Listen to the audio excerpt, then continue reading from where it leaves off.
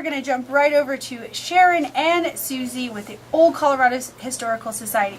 Now, ladies, I have to share a story. I received a letter in the United States mail from you, and I thought it was absolutely adorable.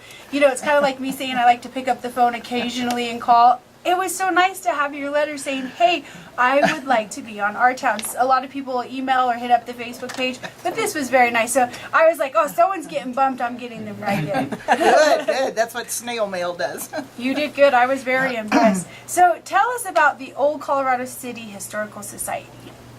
The Historical Society really, mission statement-wise, says we are to preserve the west side or Old Colorado City area, the history, educate people about it, also early El Paso County.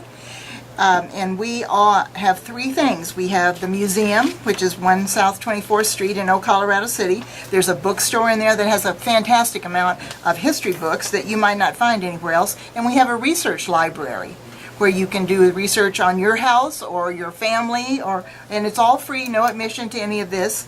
We are a 100% volunteer organization, and we have to constantly fundraise just to keep our doors open, and that's kind of Susie's job as the treasurer to push us to do that. But 1917, Old Colorado City became part of Colorado Springs. So we kind of do history before that time. You know, we were here long before Colorado Springs was settled. We were here in 1859, we were settled.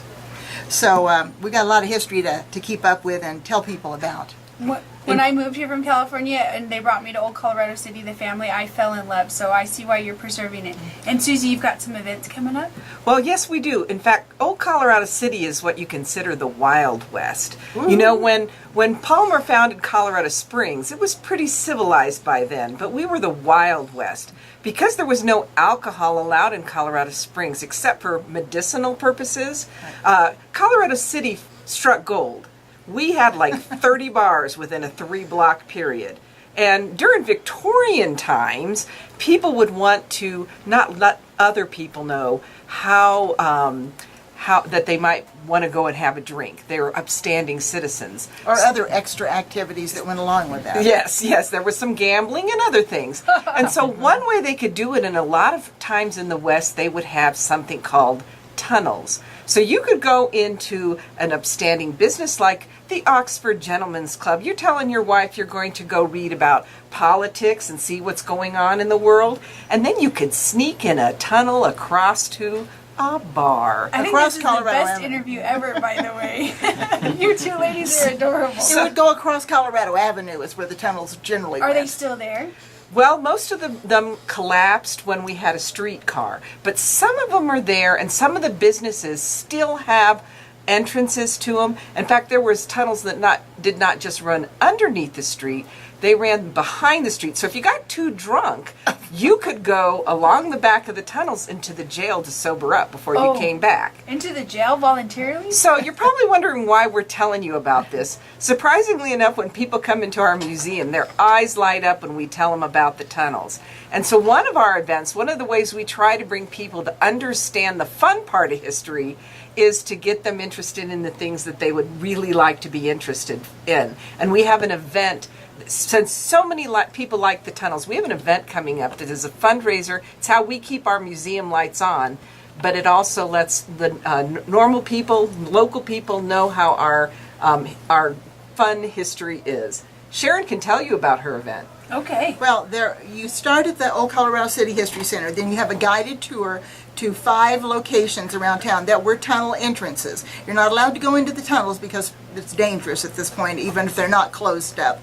But a guide will take you to each location. There'll be character actors there, dressed in period costume, that will tell you about that building and what the tunnel was used for. Well, we know what it was used for. But the tunnel, and then you end up just wandering around on your own after that. But it's a afternoon-long program. It's July 17th from 12 to 5, and you can get tickets ahead of time and select the time that you want to start your tour. But our little motto is learn the history but live the fun. So we think you have fun with all that. I think that is a lot of fun. I didn't realize all that action was going on in Old Colorado City.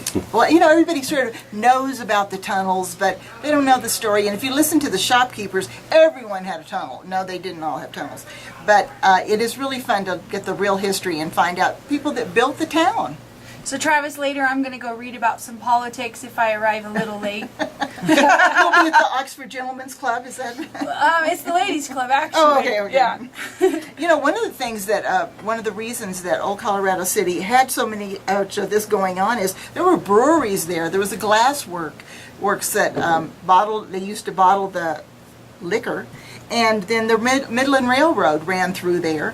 And you had to change trains at night if you were going up to the Goldfield, so certainly you had to have something to do that evening. So we provided all that. But it was a wonderful part of town with a lot of history. And so if they would like to attend July 17th, they just need to pick their time and go to your website? Go to the website, they can call the History Center 636-1225, and they can reserve their time, pay for their tickets, and have a good time. And you have a lot of events coming up throughout the summer, so there's no reason to be bored. I'm excited to hear more about what you've got going on. I'll have to have you back onto our town. Okay. It's occhs.org. And then for all the other events that you've got coming up, they can just check it out on your website. Right. And we have monthly programs also. So there's just a lot going on over there for all volunteer organization. Yeah, that takes a lot, all volunteer. Yep. For the love of the history. That's right. Yes, and if anyone's looking to volunteer, this is a perfect time now to say, hey, once again, you don't have to be bored all summer. It sounds like there's a lot going on over there. And then if anybody wants to donate, do you have a donate area on your website? No, we really don't. You can come in and drop it in a lovely little container that we have on the counter in the bookstore. We're so high tech. We are. That's what I why was we gonna use say. snail mail. But I like that. That's what I was going to say. Keeping with history, there's no on PayPal donate button. You just come in and drop it right off. Sometimes that's a lot easier. Or, you know, you can call if you want to donate to they'll take a credit card over the phone for donations, book sales, the whole thing. Susie will do it all in the bookstore. Adorable. 1 South 24th Street, Colorado Springs, Colorado. That's Old Colorado City. Ladies, thank you so much for coming on our Thanks for town having and us. sharing. Thank you. Yes, I'd like to hear more about your future events, like the haunted histories and the holiday home tour. Oh my gosh, very exciting.